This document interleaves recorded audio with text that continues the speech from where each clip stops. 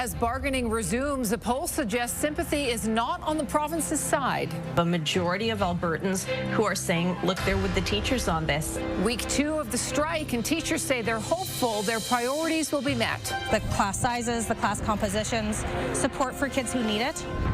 Plus, a call for stronger consequences for drivers caught speeding excessively. Immediate license suspension or the ability to impound a vehicle. First responders say Alberta needs to catch up with the rest of the country. And as Canadians look ahead to Christmas, they plan to spend a tiny bit more. They're feeling a bit more resilient, a bit more wanting to go out and celebrate the holiday season. They also plan to spend earlier and smarter. We'll explain. CTV Calgary, local breaking news with Tara Nelson. Hello and thank you for joining us. We begin with breaking news tonight. Layoffs are underway at Alberta Health Services. Camilla DiGiuseppe joins us now. So Camilla, what do we know about the job cuts at AHS? Tara, according to the Alberta Union of Provincial Employees, the layoffs impact non-unionized members at AHS. Now, AHS non-unionized exempt employees cover administrative, managerial, and other non-clinical or exempt roles. We reached out to the Alberta government to get specifics on the layoffs, including the impacted departments and how many people are losing their jobs. We have yet to hear back. Some of the departments reportedly hit with layoffs include IT, community engagement, finance, and human resources. No doctors or nurses are impacted. The United Nurses of Alberta confirming today their members are not involved. Months ago, Tara, in March, AHS had told some of its non-union workers to take 2 days off without pay as a one-time cost savings measure in the face of budgetary pressures. Now, under the UCP government's massive AHS restructuring, there's been a hiring freeze, job transfers, but as far as layoffs at AHS, back in January 2022, 200 part-time and casual food services workers at AHS were let go. Tara? Alberta teachers and their employer are back at the bargaining table. The union representing educators and the government's bargaining committee met for the first time today since a province-wide strike began October 6th.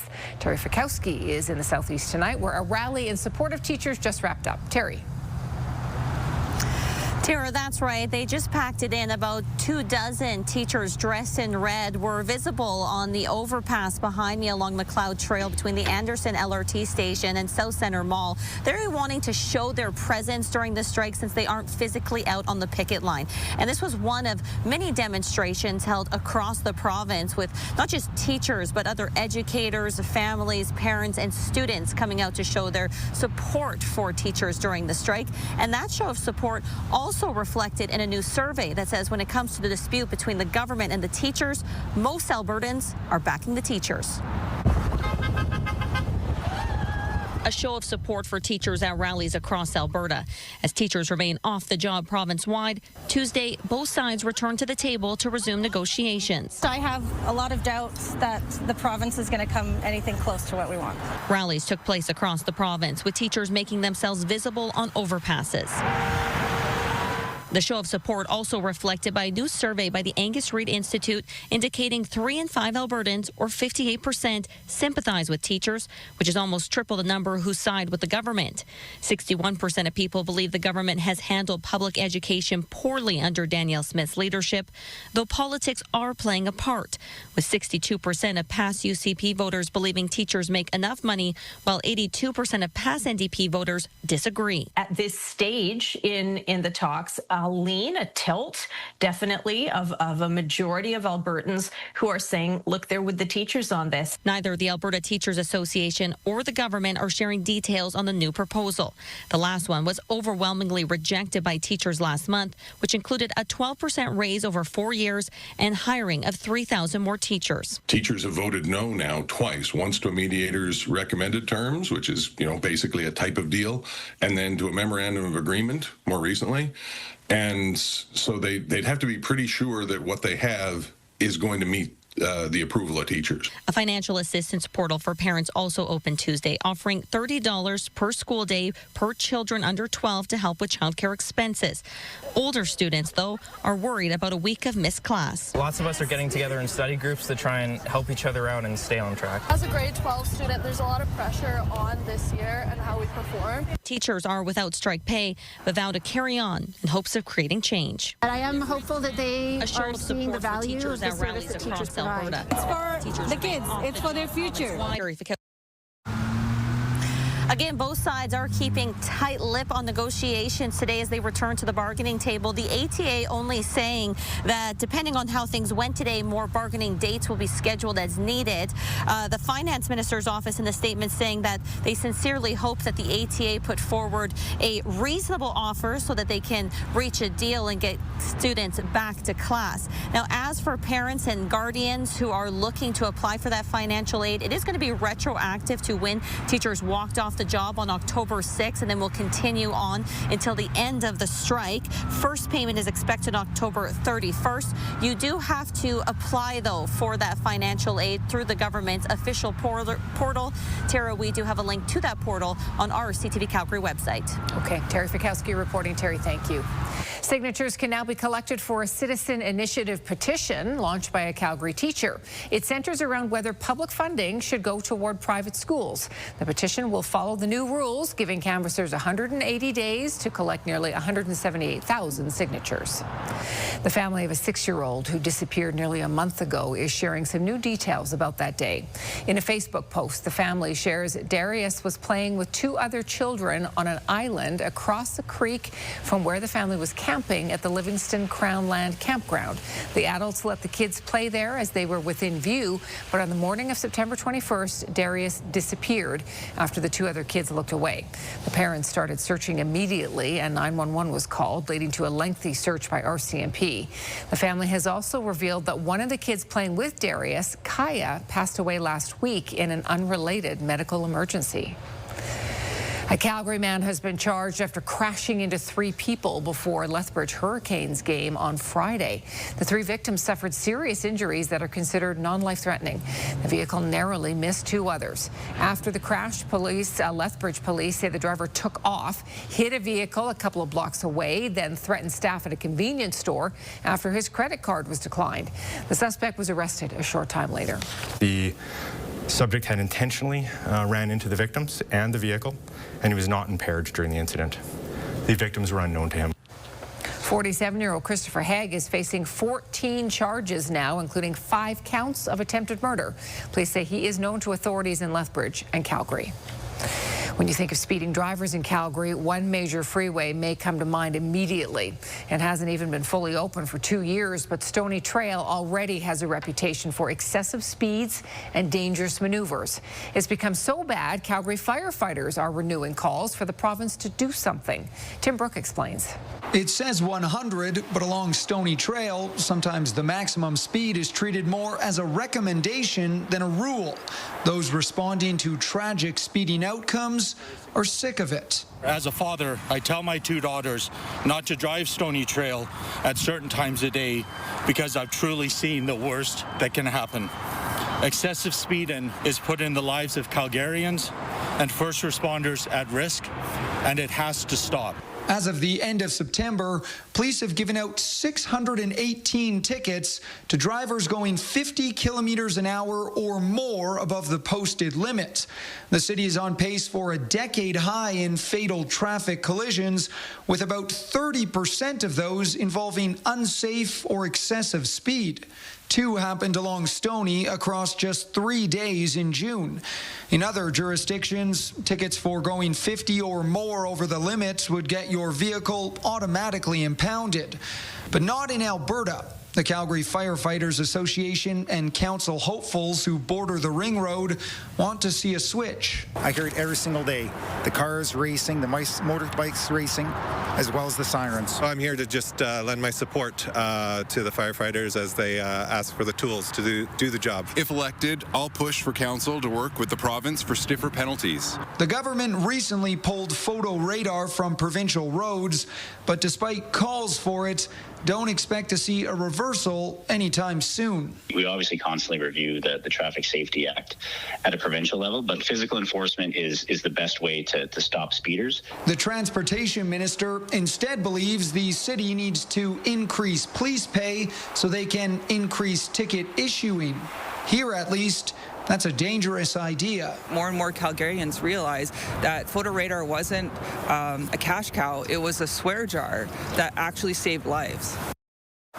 And Tim joins us from Stony Trail Northwest tonight. Tim, there is actually a social media element to this as well. Yes, Tara, we found a few videos online of drivers racing around the ring road trying to record the fastest loop possible. Oftentimes that's being done at night because that's when a lot of drivers believe the least amount of enforcement is out. Now, may go without saying, but police are just asking all Calgarians to not try that. They're saying not only is it dangerous for the person behind the wheel, Tara, but it can really put the lives of innocent motorists at risk as well. Of course. Okay, Tim, thank you.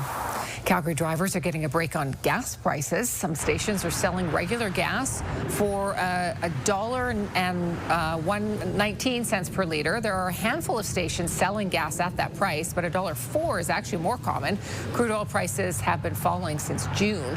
The price today for West Texas crude is $58.86 US a barrel. Canadians are expected to spend a little bit more money at the Christmas holiday season and start their shopping early. The 2025 Holiday Retail Outlook by Deloitte Canada is out, and spending is expected to increase 3% compared to last year. But instead of the last-minute shopping, Canadians are planning ahead and beating the frantic rush. Here's Tyson Fedor. Canadians are appearing more optimistic financially ahead of this holiday season. We don't really go in hoping to spend a lot of money, but yeah, again, it sometimes happens. And if you don't do it ahead of time, then I find you end up spending more closer to the holiday trying to make up for it. Deloitte Canada's latest holiday trend report says of those surveyed, the average person is willing to spend around $1,500 and Westerners slightly more. The majority of that money will be spent in October and November on gifts and experiences. So Canadians are looking for more value for the dollar spent so that they can make that dollar go further. But many are still chasing a deal, with 70% of people expecting higher prices this year, driven by inflation. Definitely noticed that the prices of a lot of stuff has gone up. Kind of hard. I'm in school right now, so it's kind of hard to work and then to go to school and to manage my classes. So yeah, trying to keep it. Been doing more homemade stuff this year. Nearly 3/4 of Canadians are looking for a deal locally, but many fall back on what they know best, including Amazon and big box retailers. I think, buying local, it's good for our economy. We have 3 kids, 13, 10, and 8, and our 13-year-old still wants to go to the mall with her friends, so I think... we like to come and bring them just to see Santa and see when all of that gets set up and whatnot. This year, there has been a surge in the use of artificial intelligence. 50% have used AI for searches in the last 3 months, up 33% from last year. 1 in 4 say they will use AI to craft their gift-giving plans. Canadians are looking to AI models for that promotional and product inspiration, whereas in the past they would be leveraging search or e-commerce. Tyson Fedor, CTV News, Calgary. More than 1,000 Canadians were surveyed between August 27th and September 5th across different age groups, regions, and financial situations. A sure sign the holidays are not that far off. The schedule is now out for the CPKC holiday train. The train will stop in Calgary December 12th at the Anderson C train station. It will also stop in Airdrie and Okotoks. CPKC says the route changes every year to accommodate as many locations as possible. People who go are encouraged to make a donation to the local food bank. The CPKC holiday train has raised more than $26 million since it began in 1999. Well, temperatures today are a little below average, but that sunshine sure helps. Let's check in with Danielle. The week ahead is actually pretty nice. And a little bit warmer than this. I wouldn't say that this week is going to be warm for the most part, but it'll certainly be a little toastier than what we received today. Today's high was just 7 degrees, so that is below normal. Normal's 12. And we're already dipping for the day, 6 degrees at this point at the airport, but it's calm, quiet, and cool. The wind's just 11 kilometers per hour. Keep in mind for tomorrow morning, it's a cool start to the day at 8 a.m. With the wind chill, it will feel more like -5. So certainly layers are needed for tomorrow, because then by the afternoon, the sunshine will continue and we'll get up to a high of 12. More details coming up, Tara. Thank you, Danielle. Still to come, dozens of animals are seized from a Calgary home. We have details about the investigation and what happens to the dogs and cats now. And a huge poppy crop growing in plain sight. What police say about the elaborate operation and where the illegal plants were going.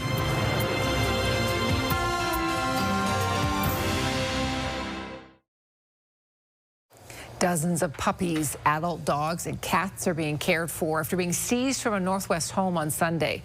Despite accusations of negligence, the owner spoke to us and said she loves and cares for all of those pets. Tyler Barrow reports. On Sunday, 42 pets were taken from this home in the 2100 block of 24th Avenue Northwest.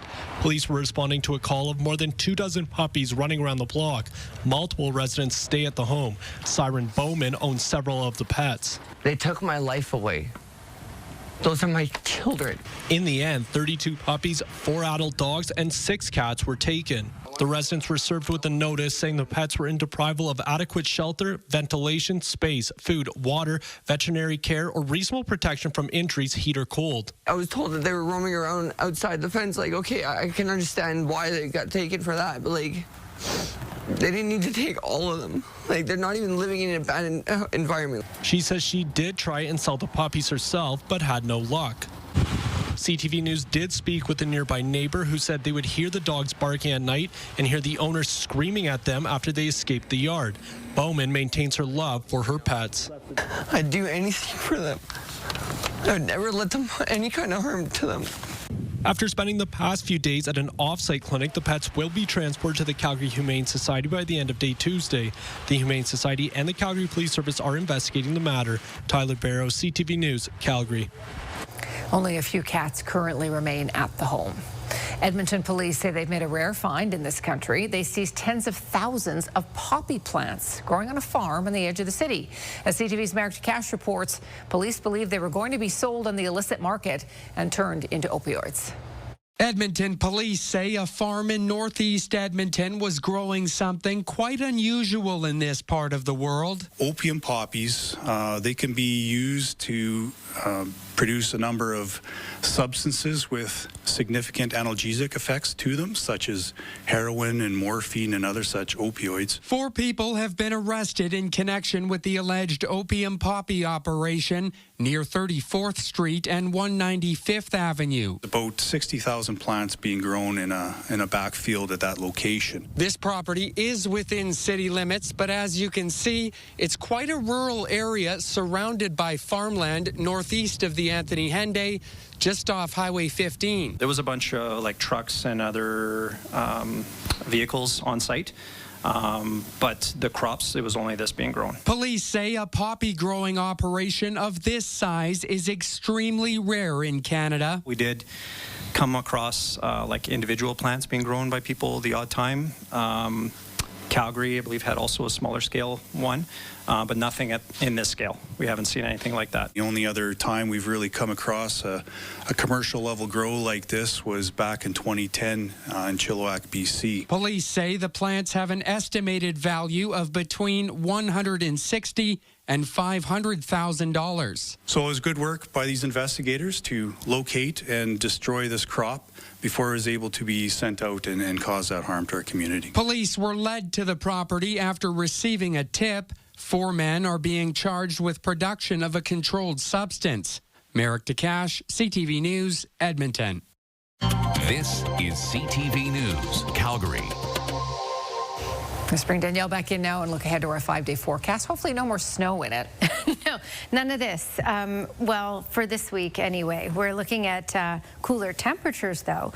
We'll talk more about temperatures in just a second, but let's quickly recap what we got for Thanksgiving weekend in some communities. So Calgary got, and keep in mind, it is hard to measure snowfall when the ground is so warm because it melts on contact so quickly, but we got about 1 to 2 centimeters around the city of Calgary.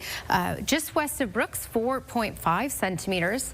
In the Lethbridge area, about 1 centimeter, and Banff, of course, in higher elevations, 5 to 8 centimeters. So, yes, we had a little taste of some wintry weather, and that time span was between Saturday and Sunday. So we're not looking at a lot of that in the forecast. Friday, for the mountaintops, there will be some more snowflakes, but outside of that, we're looking at pretty stable, dry weather. Just on the cooler side, normal or below normal for the most part as we go through these next 10 days. So at this time yesterday, believe it or not, today is an improvement. So at this time yesterday, we were sitting at -1 in Calgary, and now we're at 6. Lethbridge, for example, at this time yesterday was sitting at the freezing mark, and now we're at 3. So it's slightly warmer than yesterday, and we will continue to climb and get into those double digits for tomorrow, and in some cases, the teens. There is a stateside system, but this system will remain stateside for the most part. We still have the cloud cover that has been pushing in, and the far southeast corner will likely see a couple raindrops from this tomorrow. But outside of that, we're not really going to be dealing with that system. That's a southern Saskatchewan type thing. Okay, when we look at upper air analysis, the reason I want to show you this is there's no real ridge of high pressure building in, which means we're not looking at any sort of heat coming in. We'll get a little bit warmer, but it will still be quite cool for the most part. And then as we get into Friday, a cold front will roll through, and it will usher in another cooler air mass. So Friday and Saturday, temperatures will dip into those single digits once again. Okay, Futurecast showing you that we don't really have a whole lot to talk about. You can see that system, that stateside system, clipping the southeast corner, especially for late day tomorrow. Small chance of showers there. For Calgary, though, as that cold front stripes through early Friday morning, we may see an isolated shower, but that's really early in the morning, and then that cooler air will filter in, and later in the morning on Friday, those showers will shift into the far south. Okay, Action Furnace, 5-day forecast, 12 degrees for tomorrow, an improvement from today for sure. But keep in mind, in the morning at 8 a.m., the wind chill will be more like -5. So a chilly start to the day. Then Thursday, the warmest, as you can see, out of the next 5 with a high of 15 and lots of sunshine. And then that cold front swipes through Friday, dipping us to 10 on Friday and 9 for Saturday. Tara? Thank you, Danielle. Newcomers to Calgary got a tutorial on how to access health services today. Immigrant Services Calgary teamed up with London Drugs to offer vital health resources. Pharmacists taught participants how to navigate Alberta's healthcare system. They were also educated about the services that pharmacies provide and how to keep their families safe during the respiratory virus season. The event also helps newcomers navigate an unfamiliar system. It can be quite confusing, and so it's a way to educate the public about the services that can be accessed.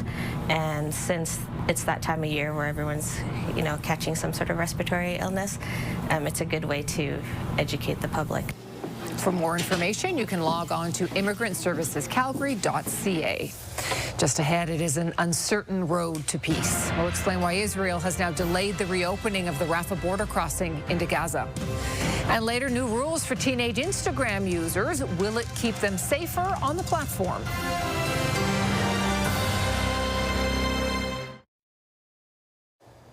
The ceasefire in Gaza is holding, but there is uncertainty over next steps, as Hamas has yet to deliver the remains of 24 hostages and is reportedly regrouping militarily. The U.S. president says the focus now is to provide food and medicine and rebuild the beleaguered enclave. As for the 20 living hostages released to great joy in Israel yesterday, they now face a long road to recovery. Here's Heather Wright in Tel Aviv. An emotional and painful homecoming as the remains of 4 deceased hostages arrive at the Forensic Institute for Identification in Tel Aviv. Learning we're only getting 4 of them was a big kick in the stomach. Rotem Cooper's father, Amiram, was 85 years old when he was kidnapped from Kibbutz Nir Oz on October 7th. He was killed in captivity. His body is still in Gaza. Families were aware that all 28 deceased hostages would not be returned yesterday, but they hoped they would be able to give more proper burials. It's very clear that Hamas is playing games, that Hamas is not really cooperating, is not really in good faith. Hamas has said it will take time to find all the bodies as they aren't sure where they are all located. Late tonight, Israel announced Hamas would release more remains. Their identities not yet known. In response to the delay, Israel said today it will delay the reopening of the Rafah border crossing into Gaza and reduce the amount of aid allowed in. By how much and for how long is not clear. In Gaza City, bulldozers cleared piles of rubble today, a first step in allowing people to return. But with limited equipment and an estimated 84% of the enclave destroyed, according to the UN, it will be a lengthy process. We don't have enough equipment, enough loaders or bulldozers to carry out this work. As Gaza begins to rebuild, questions remain about the durability of this ceasefire and the future of the enclave where Hamas has been trying to reassert itself in recent days. This video, reportedly taken in Gaza City, shows Hamas fighters rounding up several men in a circle and shooting them. The bottom line is this really a peace deal, or is this only a hostage release deal plus a temporary ceasefire? It's still unclear, but I'm fearful that it's more the latter than the former. Today, the United Nations put a price tag on how much it will cost to rebuild the enclave, $70 billion, with at least $20 billion needed over the next 3 years. Heather Wright, CTV News, Tel Aviv. Canada's Foreign Affairs Minister says India has agreed to readmit a complete group of our diplomats. Anita Anand is on a 3-day visit to the country following 2 years of strained diplomatic relations. We are building back to a complement of Canadian diplomats across the country. Very much informed. The minister insists Ottawa will not consider reopening trade talks until New Delhi allows the return of all of the diplomats.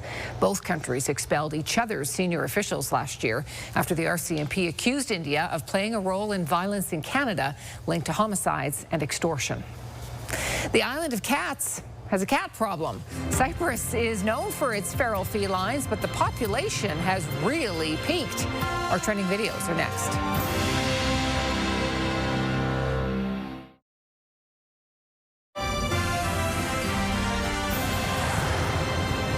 Stars Air Ambulance is getting into the Halloween spirit while also sharing a message on delivering critical care. That's a UFO that crash landed into the center court at South Centre Mall. It's part of a team up called Heroes Beyond Earth between the mall and Stars to mark the rescue service's 40th anniversary. Stars has made more than 63,000 trips over those 40 years, and it's not just for collisions. One pilot at the exhibit says he recently helped a hiker who was injured about 45 minutes south of the city. He was into our helicopter within, I want to say, 15 minutes and arrived at the foothills about 45 minutes later. So from the time that that person injured themselves to when they arrived at the foothills was a fraction of the time it would have taken by ground ambulance, for example. Stars representatives will be at the exhibit on weekends between October 14th and 31st and will be accepting donations and sharing more about the nonprofit's history. Such an important service. Well, you might have noticed Halloween decorations going up already in your neighborhood, so you probably better keep an eye out for this, too. I was kind of like following it, and it kept blowing away, and when I went to grab it over here, it took off. Police were called. This festive fugitive rolled down the street before officers could get their hands on it. They had to wrangle it and then deflate it and then shove it into the back of the cruiser. But do you guys remember something really similar to this happened last year? Yeah. Remember that one? And the police officer was rolled right over, swallowed him whole. He was fine. But put him in jail. Put those these things are a little bit dangerous. Yeah, you really got to tie them down. I would say for a police call is probably one of the more fun things to be called out. Yeah. The other stuff. Well, Cyprus is a very beautiful island in the Mediterranean, but it has a very big problem. Yeah, officials say there's about one stray cat for every one of its 1 million residents. Wow. Activists think the number is actually even higher.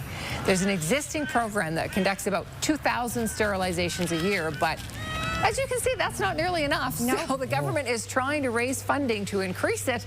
Experts say a large feral cat population could wreak havoc on the island's ecosystem. 1 million cats. Oh my goodness. They're going to have like cat homes. Wow. Or something. Wow. Well, finally, this dad shocked his kids with a skill they didn't even know he had.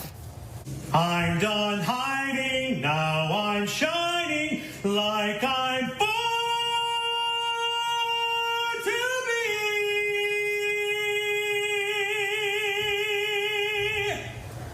And then silence. They're all like, what just happened there? This is their dad belting out a number, singing in front of them for the first time.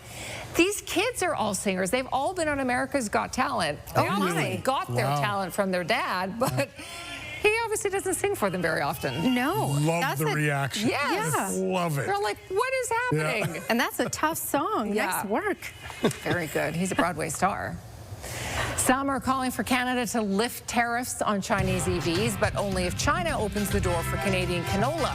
We'll take a look at how Canadian provinces are divided next.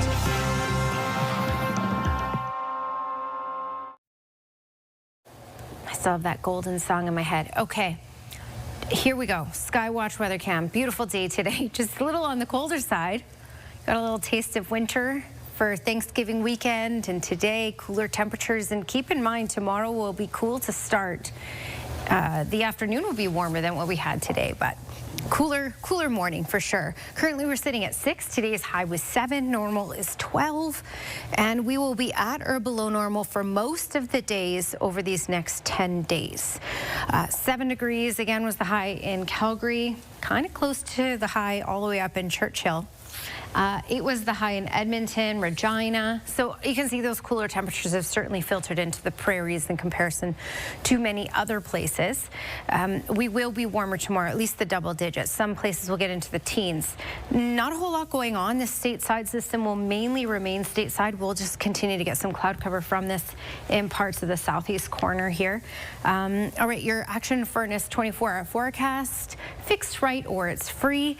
There's that start to the day. So at 8 a.m. it will feel more like -5 with the wind chill, but in the afternoon still a whole lot of sunshine in 12, so layers are needed for tomorrow. Okay, 13 degrees in Kelowna tomorrow, 14 in Kamloops, 13 in Edmonton, more cloud cover in central Alberta, more sunshine in southern Alberta, except for the far southeast corner where you will see more cloud cover from that stateside system, small chance of showers, Milk River to Medicine Hat, 13 degrees for Lethbridge, 14 for Medicine Hat. Tara. Thank you, Danielle. Alberta Health Services is laying off staff. The cuts are all non-union positions, so no doctors or nurses are impacted. The province has not confirmed how many jobs are being eliminated. The province resumed negotiations with the teachers' union today. The strike is now into its second week, and there are no new developments to report. And the price of gas is dropping. Regular gas is as low as 101.9 per litre. You may even find it for less. It comes as crude oil prices have been falling since June. Canada's agriculture industry is seeking relief from punishing tariffs on products ranging from canola to pork to seafood. China says it's ready to end that pain, but only if Canada acts first. CTV's Annie Bergeron-Oliver reports. Chinese EV brands like Warren Buffett-backed BYD are revving up their presence in Asia and Europe. But steep tariffs have the vehicles locked out of North American markets. There's no damn way we should drop tariffs on China, I'll tell you that. Absolutely not. But that's not how all the premiers feel. The premiers of Manitoba and Saskatchewan want Ottawa to scrap its 100% tariff on Chinese electric vehicles, now that China is pledging to lift its punishing tariffs on Canadian pork and canola in exchange. When we're talking $2 a bushel off the price of canola just since the tariff announcement, that's quite a big hit to our bottom line.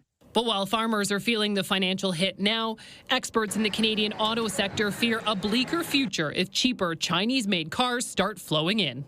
We cannot allow it to happen. These are subsidized vehicles, and they would attempt to take market share from Canadian North American manufacturers without agreeing to trade on a level playing field. The federal government has said it's reviewing its EV tariffs, a move that will likely come up later this week when the Foreign Affairs Minister meets with her counterparts in China.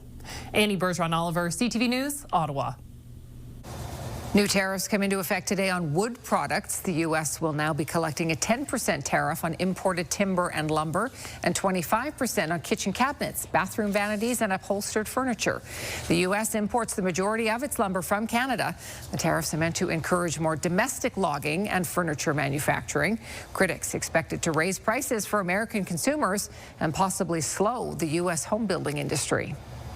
Canadian Tire says some customer information was involved in a recent data breach. The retailer says the breached information belongs to shoppers who had an e-commerce account with Canadian Tire or its other banners, including Sport Chek, Marks, and Party City. The data included names, email addresses, and in some cases, incomplete credit card numbers. The company says the information is not enough to access accounts and make purchases. The vulnerability was first identified on October 2nd. The company says it's now working with experts to enhance its security. Canada Post mail delivery resumes today in some parts of the country, with workers returning to the job. The union is shifting from a nationwide strike to rotating walkouts. The latest strike began September 25th. It is the second in less than a year and began after the federal government announced plans to restructure Canada Post. The Crown Corporation is on track to lose $1.5 billion this year. The restructuring includes ending door-to-door delivery.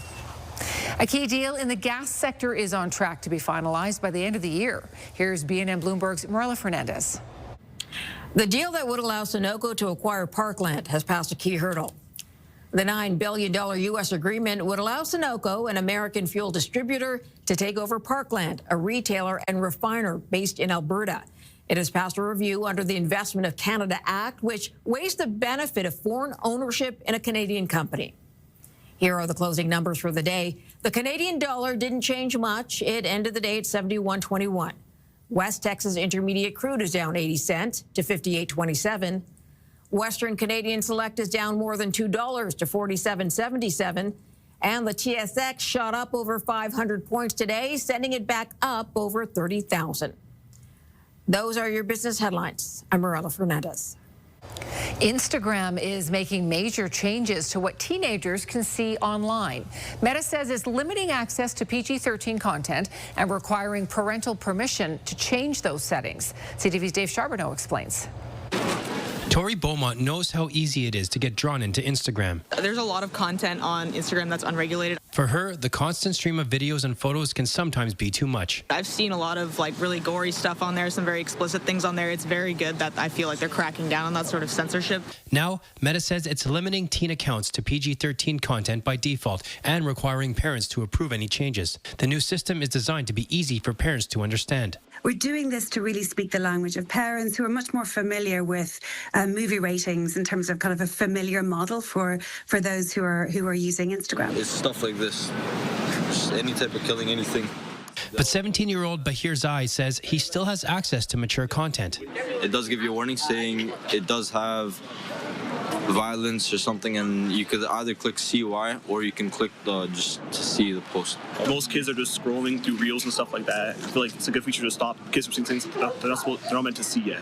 Some parents are already taking steps to filter what their kids see. When I made the accounts for my kids, I put their ages in and I made sure that everything was tied into what they were doing, and I went to my account to filter it all out. One technology expert says the new measures may not catch every case. They will start using artificial intelligence to determine if a child is being truthful or is lying about their age. But again, that technology, not 100% perfect. There's still a lot of kids slipping through the cracks. I have a little reservation about AI being used to try and determine the age of my kids, because it could actually, people who are old enough get scanned young, and it could cause all sorts of problems. And even teens like Tori Beaumont say the system won't be perfect. I think it's good that they're trying to put age verification things in place, but I don't think that it's going to work, because let's be real, anyone can lie about their age online. Dave Charbonneau, CTV News. Astronomers have discovered an object so large that entire galaxies reside at its center. This is called a double-ringed odd radio circle. They likely consist of gas that is strongly influenced by magnetic fields and often reach 10 to 20 times the size of our Milky Way galaxy. But they are also incredibly faint and usually detectable only through radio light. This one is the most distant one known to date, located 7.5 billion light years from Earth, and is only the second second that has 2 rings. A defenseman with a big shot is making his season debut with the Flames tonight, and he will face his former team, the Vegas Golden Knights, at the Dome. Glenn has a preview for us next.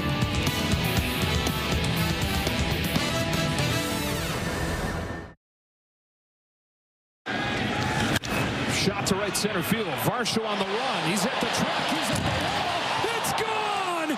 It's pulled. The Toronto Blue Jays have a tough hill to climb if they hope to come back in the ALCS. They lost to Seattle 10-3 yesterday. The Jays now trail 2 games to none as the series shifts to Seattle for games 3 through 5. It has been a bit of a tough start to the season for the Calgary Flames. Glenn is back with us, and Glenn doesn't get any easier tonight either. Tara, the Flames face one of the top teams in the league at the Dome tonight. They'll go up against the Vegas Golden Knights, and one player on the Flames is making his season debut. Daniil Miramanov was injured in the preseason, but is back to full health, and he'll make his debut on Tuesday night against his former team, the Vegas Golden Knights. Very, very excited. It's not the training camp kind of that I wanted, but I'm super, super excited. Super happy to be super blessed. I mean, another day here, another day in the NHL. It's a blessing, and just excited for my very best. Miramanov will be paired with Mackenzie Weegar against the Golden Knights, so Weegar shifts to the left side. The two played together quite a bit when Miramanov first arrived in Calgary. I'm looking forward to getting him a little kickstart, getting him back playing. I know he's excited, which makes me excited. Gives me another little boost. Excited to get back on that left side. It's fun. I enjoy playing on the left side, but Mir and I are looking forward to play a good game. With Miramanov playing with Weegar, Joel Hanley is now paired with rookie Zane Parekh. Head coach Ryan Huska says putting Miramanov back with Weegar was an easy decision.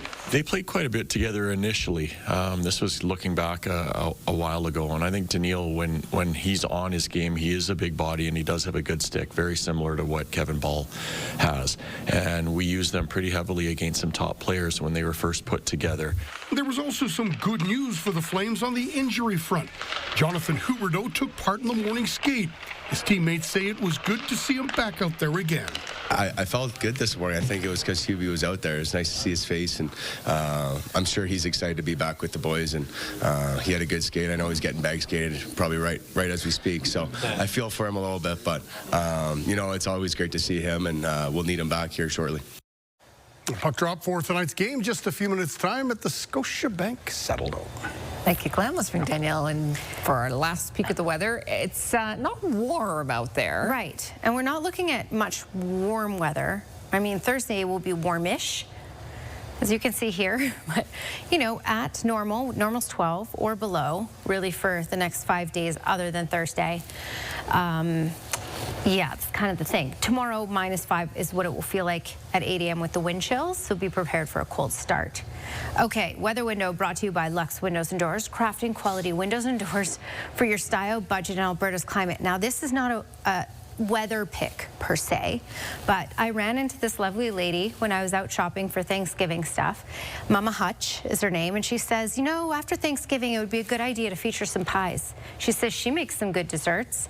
I said send in a picture, and we got this. Yum. How do you have willpower with that? Mama Hutch, you're welcome to bring this stuff to our studio at any time. Mama Hutch should have had us all over for Thanksgiving. I think so. We would have been there. Let's spend some nice to say. Very good. Thanks for your company tonight. Have a terrific evening. We'll see you again tomorrow.